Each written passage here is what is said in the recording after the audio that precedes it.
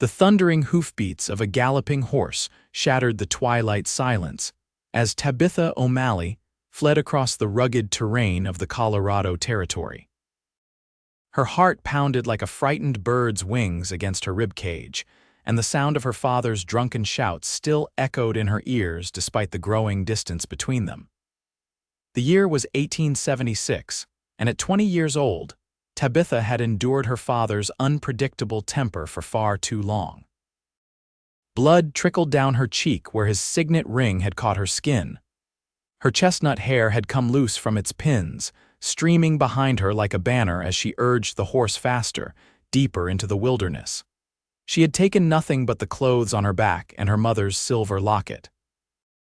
There had been no time to pack, no time to plan, only to escape before his rage escalated beyond what she could survive. The skies opened without warning, sending torrents of rain that quickly turned the trail into slick mud. Tabitha's borrowed mare, one of her father's prized horses, whinnied nervously as thunder cracked overhead.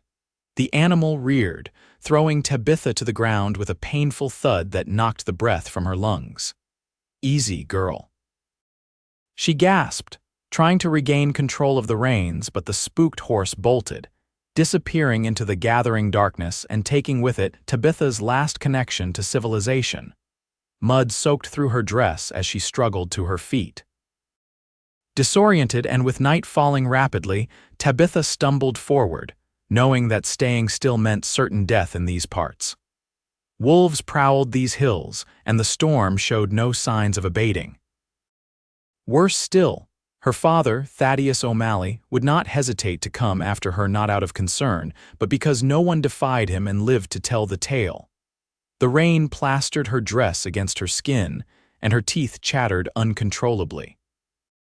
Through the downpour, she spotted what appeared to be a structure in the distance, perhaps a barn or small cabin. With renewed determination, Tabitha trudged toward it, praying it wasn't abandoned or, worse, occupied by someone as dangerous as the father she'd fled. The structure turned out to be a modest barn, its weathered boards offering blessed shelter from the storm. Tabitha slipped inside, her legs nearly buckling with relief. The interior was dark, but she could make out the shapes of stalls and hay bales. The smell of horses and leather filled her nostrils. She crept toward the back, searching for a place to hide, to rest, to think. Her fingers trailed along rough-hewn wood until she found a ladder leading to what must be a hayloft. With trembling limbs, she began to climb, desperate to conceal herself should anyone come looking. The sound of the barn door creaking open froze her halfway up the ladder. Heavy footsteps entered, accompanied by the jingle of spurs. Tabitha held her breath, clinging to the ladder in terror. "Hello," a deep voice called out. "I know someone's in here. My horse alerted me to a visitor." Tabitha remained motionless, hoping the shadows would conceal her, but as she shifted slightly, the old ladder groaned beneath her weight. "I can see you up there," the voice said, gentler now. "I mean you no harm." She heard the strike of a match, and a moment later the barn began to fill with the soft glow of a lantern. The light revealed a tall man in a duster, rain dripping from his wide-brimmed hat. He had the rugged appearance of someone who spent his days in the saddle, a cowboy or rancher, perhaps. The man raised the lantern higher, illuminating Tabitha's frightened face and the darkening bruise on her cheekbone. His expression softened immediately. "You're hurt," he observed. Then, as if sensing the source of her fear, he added, "You're safe here, I promise." Those words, so simple, yet so profound to someone who had never known safety, made Tabitha's eyes fill with tears. Still, she remained where she was, caught between trusting this stranger and fearing another trap. "My name is Daniel Ingram," he continued, setting the lantern on a nearby stool. "This is my property. There's a cabin just beyond the clearing with a fire and hot food. You're welcome to both. How do I know I can trust you?" Tabitha managed, her voice barely audible over the rain hammering on the roof. Daniel removed his hat, revealing kind eyes and hair the color of wheat fields in late summer. "You don't," he answered honestly. But I reckon staying out here in those wet clothes will make you sick faster than taking a chance on me." He retreated several steps, giving her space. "I'll wait outside the barn if that makes you more comfortable. You can follow when you're ready or not at all. The choice is yours." True to his word, Daniel stepped back into the rain, closing the barn door behind him. Tabitha remained frozen on the ladder for several minutes, weighing her options.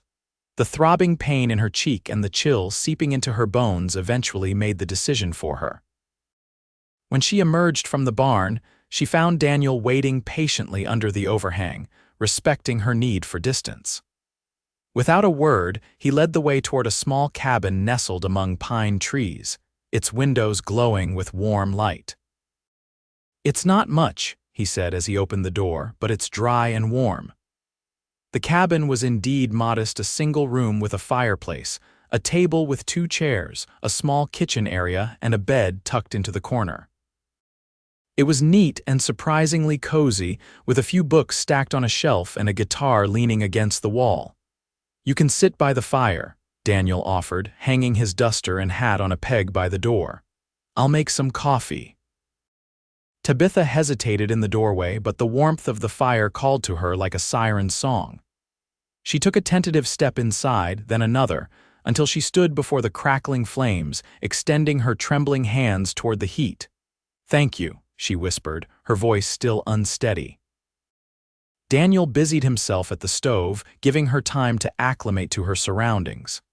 "There's a blanket on that chair if you want to wrap up in it, and I can find you some dry clothes. They'll be too big, but they're clean." The kindness in his voice, so unfamiliar to her, made something inside Tabitha crack. A sob escaped before she could stop it, and then another. She pressed her hand to her mouth, mortified by the display. Daniel paused in his task but didn't approach her.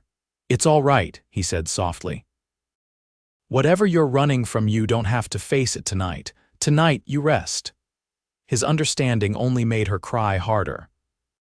Daniel quietly retrieved a clean handkerchief from his pocket and placed it on the table within her reach, then returned to preparing the coffee, giving her the privacy to compose herself.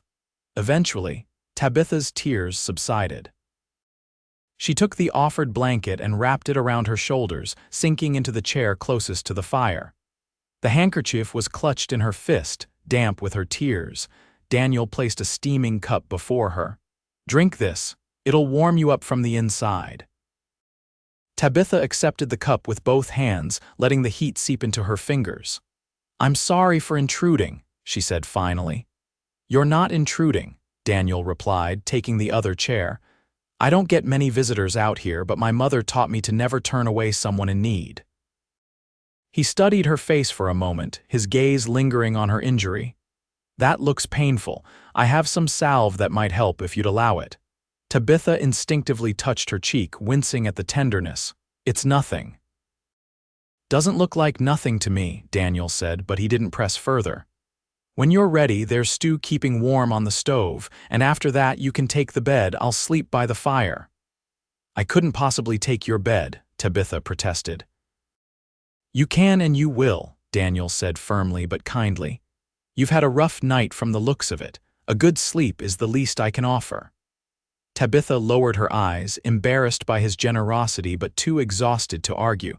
"May I ask where we are? How far from Silverton?" "About 15 miles west," Daniel answered, sipping his own coffee. "Is that where you're from?" Tabitha nodded. "My father owns the Silver Crown mine there." Understanding dawned in Daniel's eyes.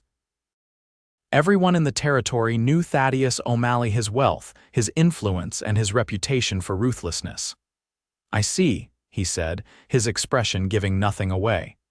"Well, you're welcome to stay as long as you need to figure out your next move." "He'll come looking for me," Tabitha said, her voice dropping to a whisper. "He always does." Daniel's jaw tightened. "This is my land, Miss O'Malley. No one comes onto it without my say-so."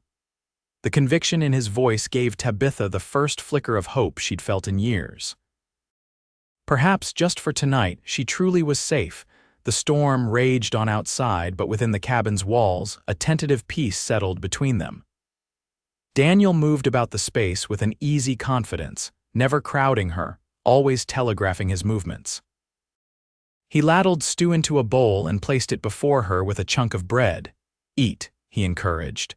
"Then rest. Tomorrow will be soon enough to worry about what comes next."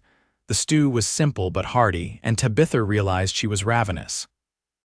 She ate in silence while Daniel quietly tuned his guitar, providing a gentle backdrop to the sound of rain and thunder. "You play beautifully," Tabitha commented when he strummed a melancholy tune. Daniel smiled, the first real smile she'd seen from him. It transformed his face, softening the weathered lines around his eyes. "My father taught me, said music speaks when words fail. Your father sounds wise." "He was," Daniel agreed, a hint of sadness creeping into his voice. "He passed 5 years ago, left me this place and everything in it." "I'm sorry for your loss," Tabitha said sincerely. She hesitated, then added, "My mother died when I was 12. It's been difficult since then." Daniel nodded, understanding more than she said. "Loss shapes us one way or another. The trick is not letting it define us entirely." The words settled in Tabitha's heart, a small seed of truth taking root. As promised, Daniel prepared the bed for her after she finished eating, placing fresh linens and even finding her a clean shirt to sleep in. He pointedly turned his back while she changed behind a screen he'd set up for privacy, then arranged his own bedding near the fire. "If you need anything in the night, don't hesitate to wake me," he said, banking the fire to keep it going till morning. Exhaustion overcame Tabitha's usual wariness, and she fell asleep almost as soon as her head touched the pillow, lulled by the storm outside and the steady breathing of her unexpected protector across the room. She dreamed of running, always running, her father's voice booming behind her like thunder. But then a light appeared, guiding her to safety, and the terror receded. Tabitha woke with a start as the first rays of dawn filtered through the cabin's small windows. For a moment, she couldn't remember where she was. Then the events of the previous night came flooding back her escape, the storm, the kind cowboy who had taken her in. Daniel was already up, moving quietly about the cabin. The smell of coffee and frying bacon filled the air. When he noticed she was awake, he gave her a respectful nod. "Morning," he said. "How are you feeling?" Tabitha sat up, touching her cheek gingerly. The swelling had gone down, but the bruise had darkened to a purplish hue. "Better, thank you." "There's water heating for washing up," Daniel said, gesturing to a basin on a side table. "And I've laid out some clothes that might fit you better than mine. They belonged to my sister before she moved to Denver with her husband." The consideration behind these arrangements touched Tabitha deeply. She wasn't used to someone thinking of her needs, anticipating them, even. Her father had always expected her to serve him, never the other way around. After washing and changing into the borrowed clothes, a simple blouse and skirt that were only slightly too large, Tabitha felt more like herself. She joined Daniel at the table where he had breakfast waiting. "Thank you for all of this," she said, genuinely moved by his kindness. "I don't know what I would have done if I hadn't found your barn." Daniel shook his head. "No need for thanks. Anyone would have done the same." But Tabitha knew that wasn't true. Most men would have either turned her away or demanded something in return for their help. Daniel's unconditional kindness was as rare as it was precious. They ate in companionable silence for a few minutes before Daniel spoke again. "I need to check on the horses and do a few chores around the property. You're welcome to rest here or join me if you'd prefer not to be alone." The thought of being left alone sent a spike of anxiety through Tabitha. What if her father tracked her here while Daniel was out? "I'll come with you if that's all right." "Of course," Daniel said, seeming pleased by her decision. "There's an extra coat by the door you can use." The morning air still has a bite to it. Outside, the world was washed clean by the night's storm. Puddles reflected the clear blue sky, and the scent of pine and wet earth filled the air. Daniel's property was more extensive than Tabitha had realized in the darkness, a small ranch nestled in a valley surrounded by forested hills. Besides the barn, there was a corral, a chicken coop, and what appeared to be a workshop of some kind. You live here alone?" Tabitha asked as they walked toward the barn. Daniel nodded. "For the past few years, yes. I hire help during calving season and when it's time to drive cattle to market, but mostly it's just me." "Don't you get lonely?" The question seemed to surprise him. He considered it carefully before answering. "Sometimes, but I've always been comfortable with solitude, and I have good neighbors a couple of miles away, the Hendersons. They check in on me and I on them." Inside the barn, 4 horses occupied stalls, 3 sturdy quarter horses and a sleek mare that Tabitha recognized with a gasp. "That's Starlight. My father's horse, the one I rode last night." Daniel raised an eyebrow. "She found her way here sometime after midnight. Nearly gave me a heart attack, banging against the barn door in the storm. She's why I came out to check and found you." Tabitha approached the stall, and Starlight nuzzled her hand in recognition. She must have been seeking shelter from the storm. "Smart animal," Daniel commented, beginning to fork fresh hay into the stalls. "She seems to know you well." "I've ridden her since she was a filly," Tabitha explained, stroking the horse's velvet nose. "Father bought her for me on my 16th birthday, one of his rare moments of generosity." Daniel watched her interact with the horse, noting the genuine affection between them. "She's a beautiful animal, well-bred and well cared for." "She's one of the few joys I had back home," Tabitha admitted. Then, realizing the implications of the horse's presence, she paled. "If Starlight is here, my father will know which direction I fled. He'll follow her trail." Daniel's expression grew serious. "Perhaps, but these hills are vast and the storm will have washed away most tracks. Still, we should be cautious." He paused in his work, considering. "Does your father have reason to know of this place specifically?" Tabitha shook her head. "I didn't even know it existed until last night." "Then we have some time," Daniel assured her. "The question is, what do you want to do with it? Do you have somewhere to go, family or friends who could help?" The question hung heavily in the air. Tabitha had never allowed herself to think beyond escape. Now, faced with the reality of her situation, she felt adrift. "There's no one," she admitted. "My father made sure of that. He discouraged friendships, said they were distractions." Daniel's expression darkened, but he kept his voice neutral. "Sounds like a lonely way to live." "It was," Tabitha agreed, her voice barely audible. She looked down at her hands, embarrassed by her helplessness. "I have some money saved, not much, but enough to get me to Denver, perhaps. I could find work there, start over where he can't find me." Daniel nodded thoughtfully as he continued with his chores. "Denver's a good choice, big enough to get lost in, but winter's coming and the passes can get treacherous." He glanced at her bruised face. "There's no rush to decide today. You're welcome to stay here until you're stronger and have a solid plan." The offer was tempting more than tempting. Tabitha had never experienced such peace as she had in the short time at Daniel's cabin. But she couldn't shake the fear that by staying, she would bring danger to this kind man's doorstep.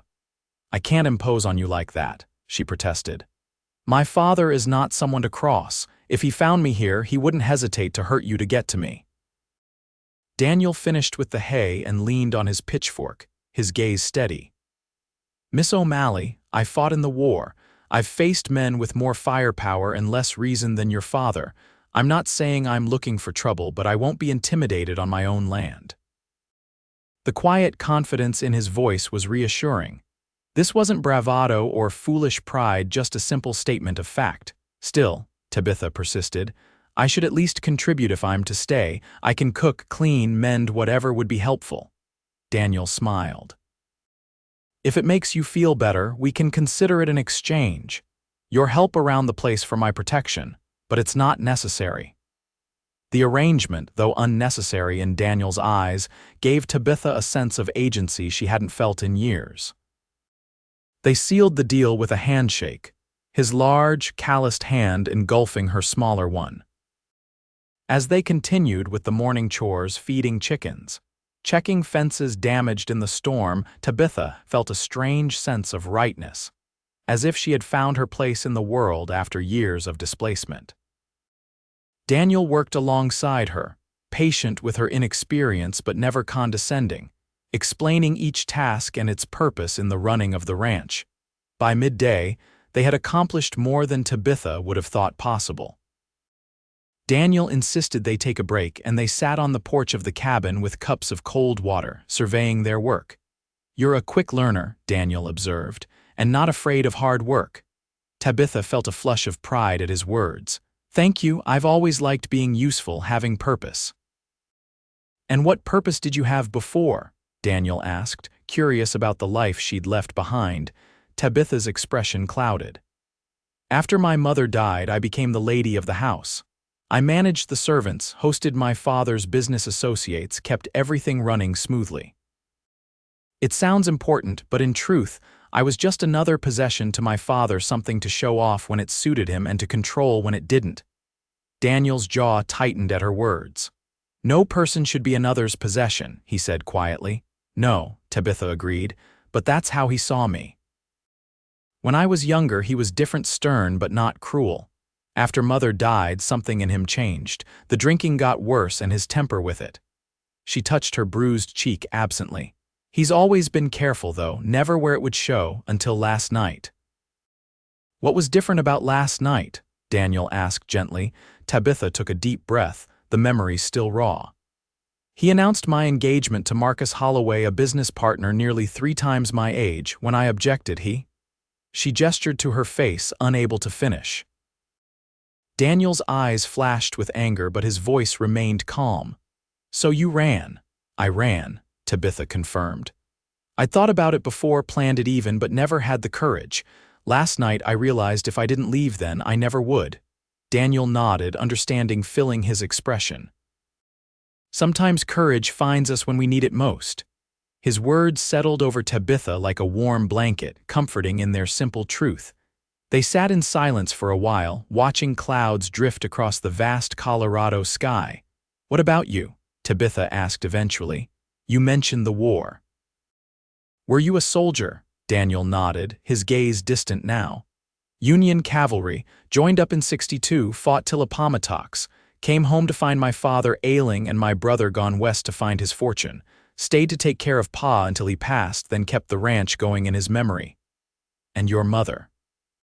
"Died bringing my youngest sister into the world when I was 15, Daniel said, the old grief evident in his voice. "I'm the oldest of 5, but they're all scattered now, married or seeking their fortunes elsewhere." "You must miss them," Tabitha said softly. "Every day," Daniel admitted. "But they write and sometimes visit. Family's family, no matter the distance." The concept was foreign to Tabitha. Her father had been her only family for years, and their relationship had been anything but loving. She wondered what it would be like to have siblings who cared, to be part of a family bound by love rather than obligation and fear. "We should get back to work," Daniel said after a while, standing and offering her his hand. "There's still plenty of daylight left." Tabitha took his hand, noticing how naturally their fingers seemed to fit together. She quickly banished the thought, reminding herself that her situation was temporary. Daniel was being kind, nothing more. The days fell into a comfortable rhythm. Tabitha woke early each morning to help with chores, learned to cook on Daniel's wood-burning stove, and discovered she had a talent for gardening. The late summer vegetables were abundant, and she took pride in harvesting them and preserving what they couldn't use immediately. Daniel taught her to ride properly, not the side-saddle style her father had insisted upon, but astride like a true Western woman. On one of the sturdy quarter horses, she explored the hills surrounding the ranch, always careful to stay within sight of the cabin. At night, they would sit by the fire, Daniel playing his guitar while Tabitha mended clothes or read from one of his books. Sometimes they talked, sharing stories from their lives. Other times, they simply enjoyed the comfortable silence between them. As August turned to September, Tabitha's bruise faded, but her fear of her father did not. Every unexpected sound made her jump, and she constantly scanned the horizon for signs of approaching riders. Daniel never mentioned her skittishness, but he took to carrying his rifle when they worked far from the cabin, his eyes alert for any sign of intruders. One evening, as they sat on the porch watching the sunset paint the sky in brilliant oranges and pinks, Daniel broached a subject they had both been avoiding. "I need to go into town tomorrow for supplies," he said, carefully gauging her reaction. "We're running low on flour, coffee, and ammunition. I've put it off as long as I can." Tabitha felt her chest tighten with anxiety. "Will you be gone long?" "Most of the day," Daniel replied. "It's a 4-hour ride each way plus time for trading." The thought of being alone at the ranch filled Tabitha with dread, but she was also worried about Daniel venturing so close to her father's territory. What if someone recognizes you? What if they ask questions? "Silverton's not the only town around," Daniel assured her. "I'll go to Durango instead. It's about the same distance but in the opposite direction. Folks there know me, but they're not likely to have connections to your father." Tabitha nodded, relieved by his foresight. Still, the prospect of a full day alone left her uneasy. "What should I do if someone comes while you're gone?" Daniel considered the question seriously. "There's a hiding place beneath the cabin, a root cellar with an entrance inside and another that leads to the woods behind the property. I'll show you before I leave. If you hear riders approaching, don't hesitate to use it." The practicality of his plan calmed her somewhat. "And you'll be careful in town. My father has eyes everywhere." "I've been going into Durango for years without incident," Daniel said with a gentle smile. "One more trip won't raise any eyebrows, but yes, I'll be careful.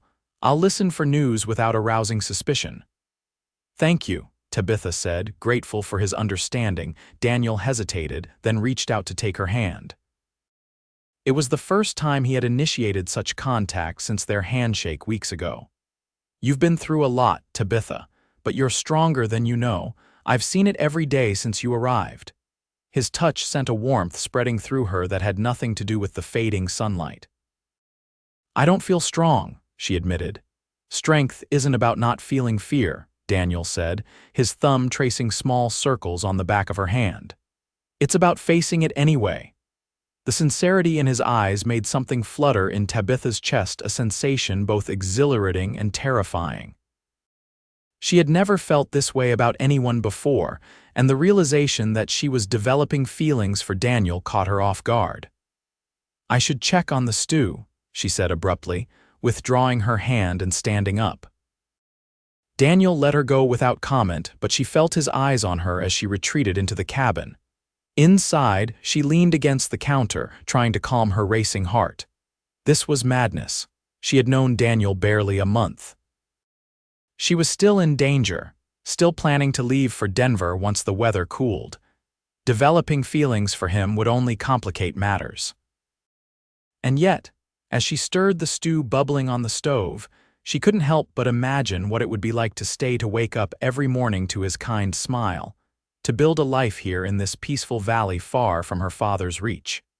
The fantasy was seductive but unrealistic. Daniel had never given any indication that he saw her as anything more than someone in need of protection. His kindness was just that, kindness, not love. When Daniel came inside a few minutes later, Tabitha had composed herself. They ate dinner as usual, discussing plans for the next day and what supplies were needed from town. The moment of intimacy on the porch wasn't mentioned, but something had shifted between them, a current of awareness that hadn't been there before.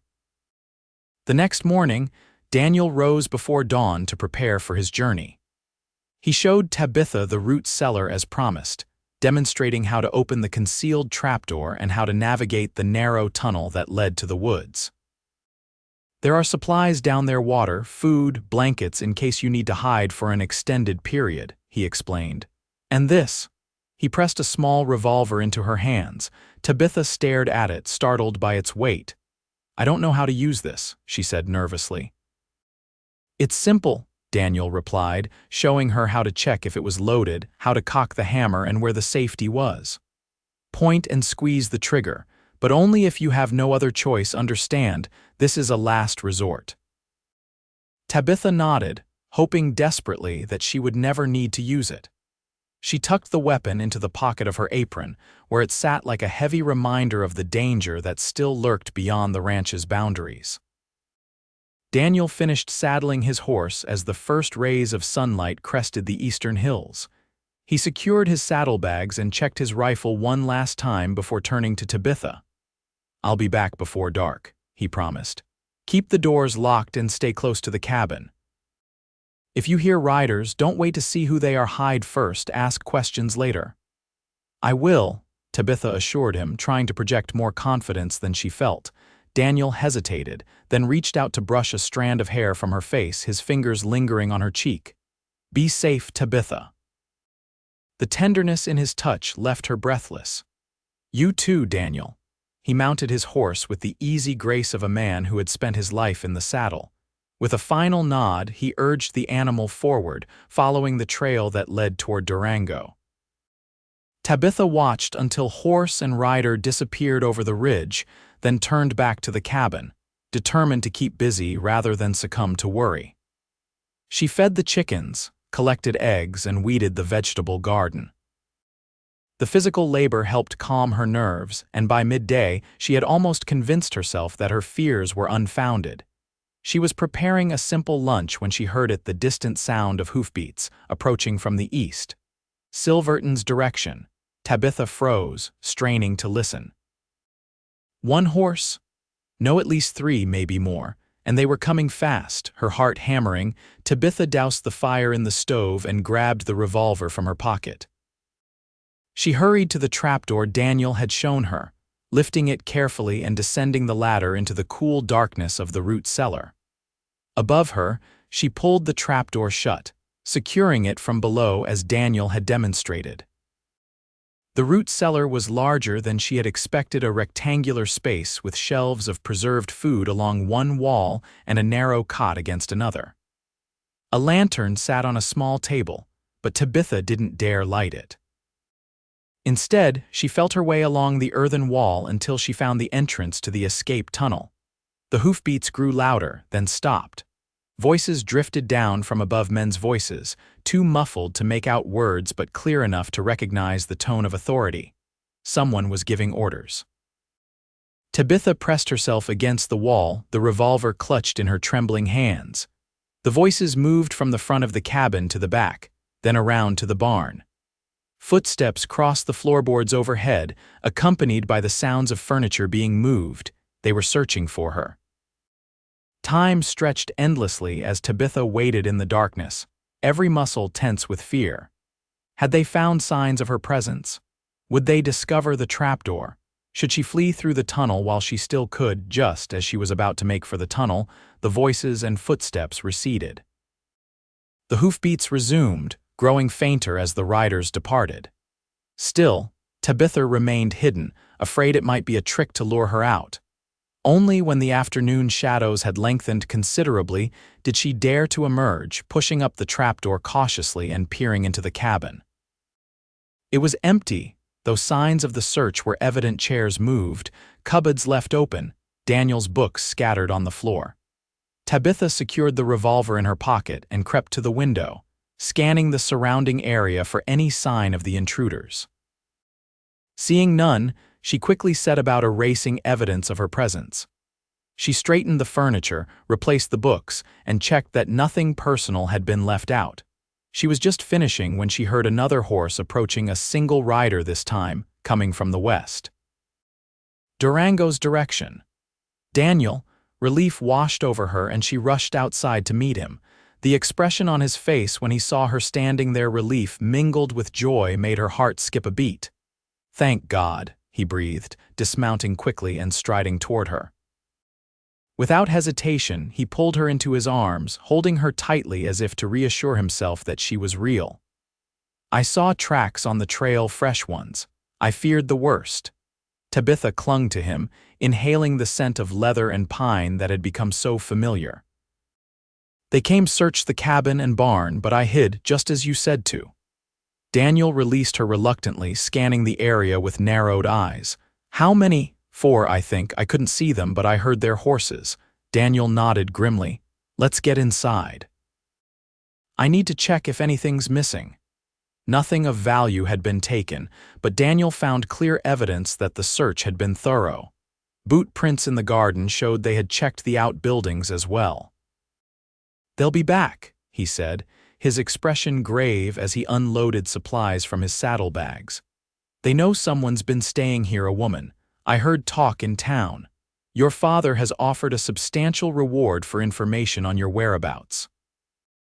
Tabitha sank into a chair, her brief moment of relief evaporating. "Then I have to leave. Tonight I can't put you in danger any longer." "No," Daniel said firmly. "Leaving now would be exactly what they expect. The trails will be watched. It's too risky." "But staying puts you at risk."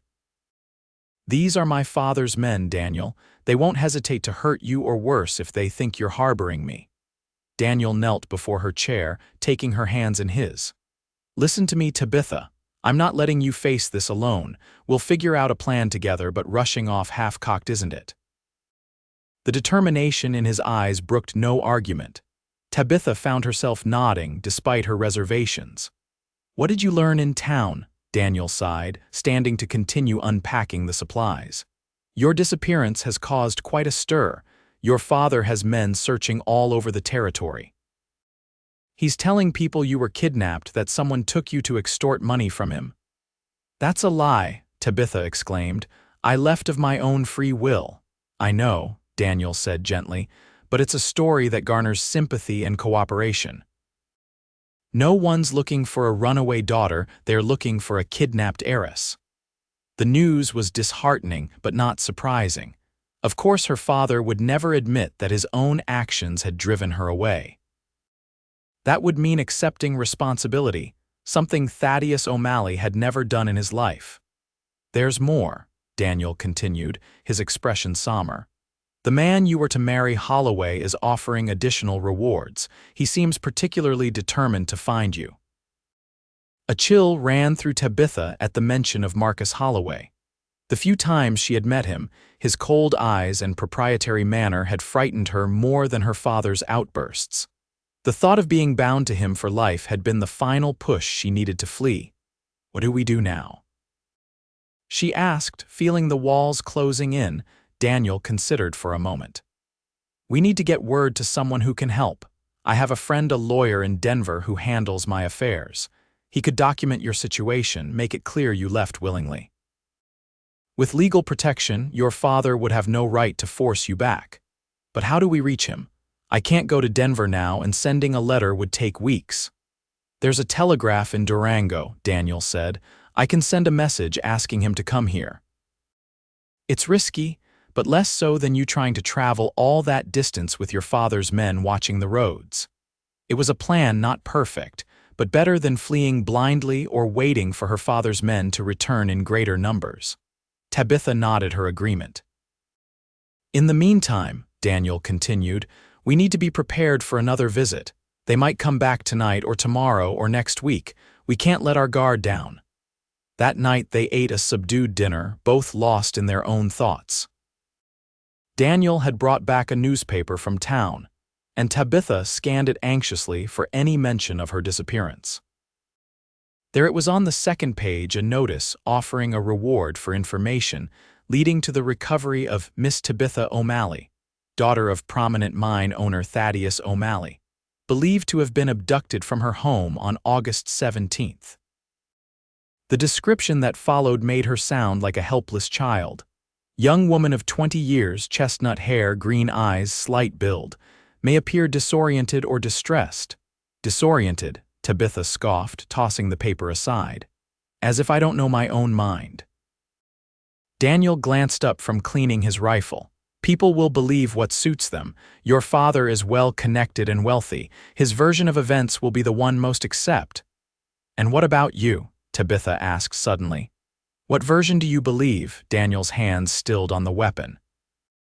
"I believe in what I see with my own eyes. And what I've seen is a brave young woman who risked everything to escape a situation that was harming her. That's the only truth that matters to me." His words warmed Tabitha from within, chasing away some of the chill fear had left. "Thank you for that. And for everything you've done." Daniel's eyes met hers across the table, a current of something unspoken passing between them. "You don't need to thank me for treating you like a human being deserving of respect, Tabitha. That should be the bare minimum anyone offers another person." "In an ideal world, perhaps," Tabitha replied, thinking of all the times her father had treated her as property rather than a person. "But we don't live in an ideal world." "No," Daniel agreed, returning to his task, "but we can try to create small corners of it where we can." That night, Daniel insisted on taking the first watch while Tabitha slept. She protested, but he was adamant. "You need rest more than I do. I'll wake you in a few hours to take your turn." Reluctantly, Tabitha retired to the bed, leaving Daniel sitting by the window with his rifle across his knees. Despite her exhaustion, sleep eluded her. Every creak of the cabin, every rustle of wind in the trees outside sent her heart racing. Eventually, she drifted into a fitful slumber, only to be awakened by Daniel gently shaking her shoulder. "Your turn," he whispered. "All's quiet so far." Tabitha sat up, rubbing sleep from her eyes. Daniel looked tired but alert, his features softened by the low light of the single lantern he had kept burning. "Any signs of trouble?" she asked. Reaching for her shawl, Daniel shook his head. "Nothing but a fox hunting mice near the chicken coop. Still, stay vigilant. Dawn's the most likely time for them to return if they're planning something." He settled onto the bed she had vacated, his tall frame making it seem smaller than it was. Tabitha took up his position by the window, the revolver within easy reach on the sill. Outside, the night was still and peaceful, stars scattered across the velvet sky like diamonds on black cloth. The hours passed slowly. Tabitha's thoughts drifted, not to her father or the danger she was in, but to the man sleeping across the room. In the short time she had known him, Daniel had shown her more kindness and respect than she had experienced in years. He had taken her in, protected her, treated her as an equal, and somewhere along the way she had fallen in love with him. The realization should have shocked her, but instead it settled over her with the rightness of a truth long acknowledged but never spoken. She loved Daniel Ingram, his quiet strength, his gentle hands, his unwavering moral compass. She loved the way his eyes crinkled when he smiled, the sound of his laughter, the careful way he moved through the world. But she had no right to burden him with these feelings, not when her presence had already put him in danger, not when their future was so uncertain. As the first hint of dawn lightened the eastern sky, Tabitha pushed these thoughts aside. She needed to focus on surviving the immediate threat before she could contemplate what might come after. Daniel stirred and sat up, instantly alert in the way of men who have lived through war. "Anything." "Nothing," Tabitha replied, turning from the window. "Just the usual night sounds." Daniel nodded, coming to stand beside her. Together, they watched the sunrise paint the mountains in hues of gold and pink, a moment of peace before the uncertainty of the day ahead. "I need to go back to Durango," Daniel said after they had shared a simple breakfast, "to send that telegram to my lawyer friend." Tabitha's anxiety spiked at the thought of being alone again. "Is it safe after yesterday?" "Less safe to wait," Daniel replied. "The sooner we get legal help, the better your chances of freedom from your father's control." He was right, of course, but that didn't make the prospect of another day alone any less terrifying. "When will you go?" "Now," Daniel said, checking his pocket watch. "If I leave immediately, I can be back by late afternoon. Earlier than yesterday." Tabitha nodded, steeling herself.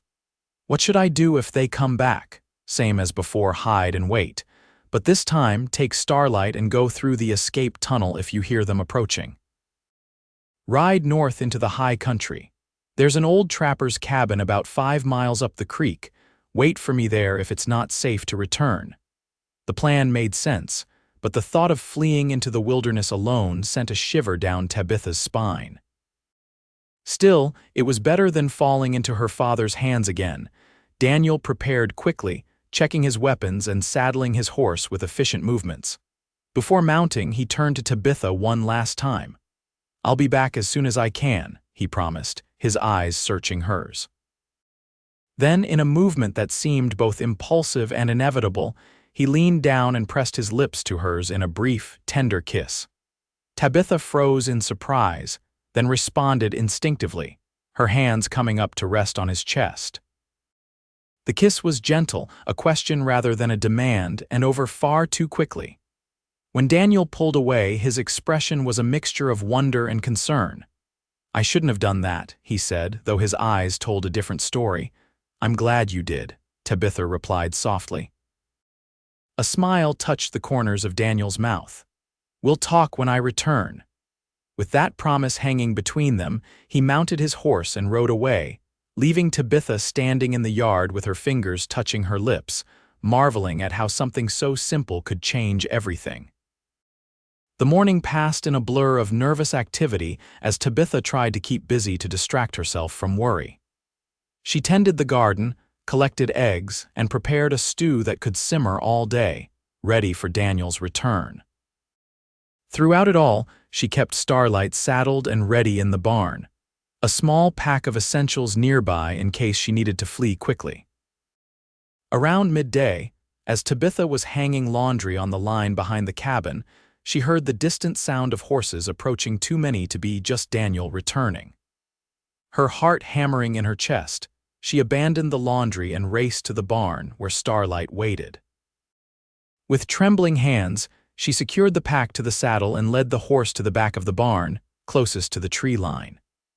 Through a gap in the boards, she could see riders approaching 6 men, all armed, led by a figure she recognized with a jolt of terror, her father. Thaddeus O'Malley sat tall in the saddle, his silver hair gleaming in the sunlight, his face set in the stern expression she knew all too well. Beside him rode Marcus Holloway, his thin lips curved in a smile that made Tabitha's blood run cold. There was no time to reach the root cellar now. They were too close, and the cabin too exposed.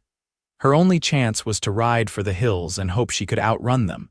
Mounting Starlight with practiced ease, Tabitha urged the horse through the back of the barn where Daniel had created a removable panel for just such an emergency.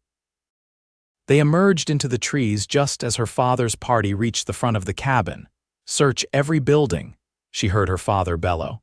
"She's here somewhere, I know it." Tabitha didn't wait to hear more. She guided Starlight deeper into the forest, following the creek as Daniel had instructed. The mare moved swiftly but silently, as if understanding the need for stealth. They had covered perhaps a mile when Tabitha heard shouts behind her. They had discovered her trail.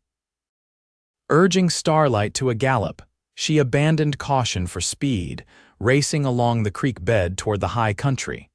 The sounds of pursuit grew louder.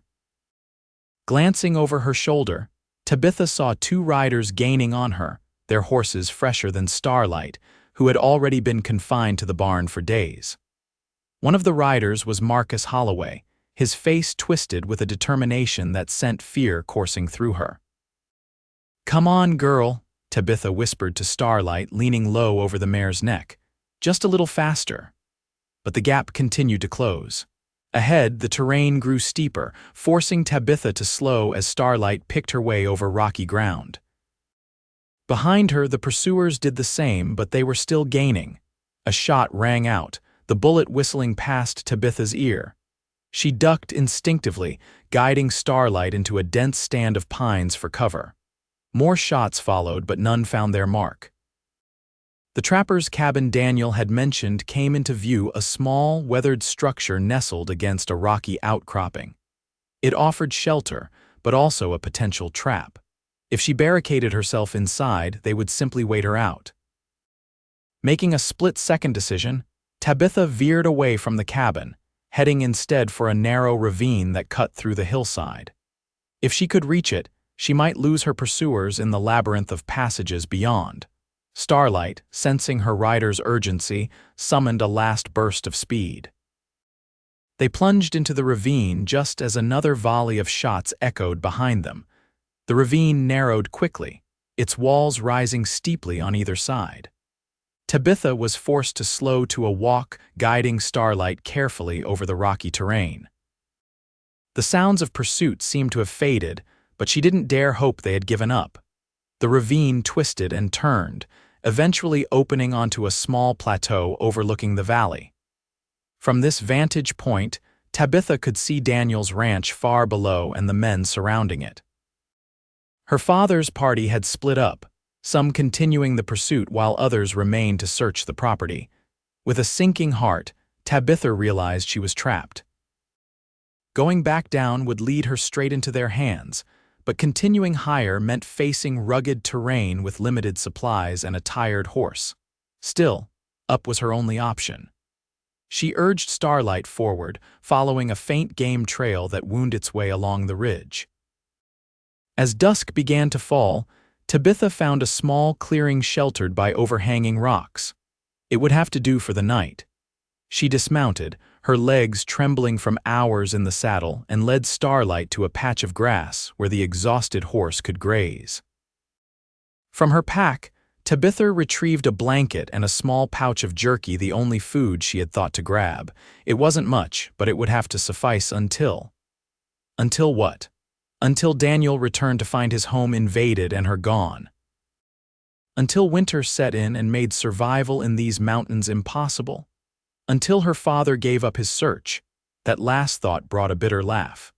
Thaddeus O'Malley never gave up on anything, especially when his pride was at stake, and her flight had wounded his pride deeply. As darkness closed in, Tabitha huddled beneath the blanket, the revolver Daniel had given her clutched in her hand. The night was clear but cold, the stars brilliant above her makeshift camp. She thought of Daniel, riding back to his ranch only to find her father's men waiting. Would they harm him? Arrest him? The possibility made her physically ill. Sleep eluded her, every sound in the wilderness setting her nerves on edge. Was that the wind in the trees or men searching the darkness for her? Was that distant cry an owl or a signal between pursuers? Dawn found Tabitha still awake, her body stiff with cold and tension. She rose, stretching painfully, and approached Starlight. The mare looked rested but hungry. There was a stream nearby where they could drink, but food was another matter. "Just a little longer, girl," Tabitha murmured, stroking the horse's velvet nose. "We'll find a safer place soon." She had just finished saddling Starlight when she heard hoofbeats approaching, not from below as she had feared, but from above. Someone was coming down the ridge. Tabitha drew the revolver, positioning herself behind a boulder for cover. Starlight snorted nervously but remained where she was tethered. A lone rider came into view, silhouetted against the morning sky. Tabitha's finger tensed on the trigger, then relaxed as recognition dawned. Daniel. He turned at the sound of her voice, relief washing over his features. "Tabitha, thank God,"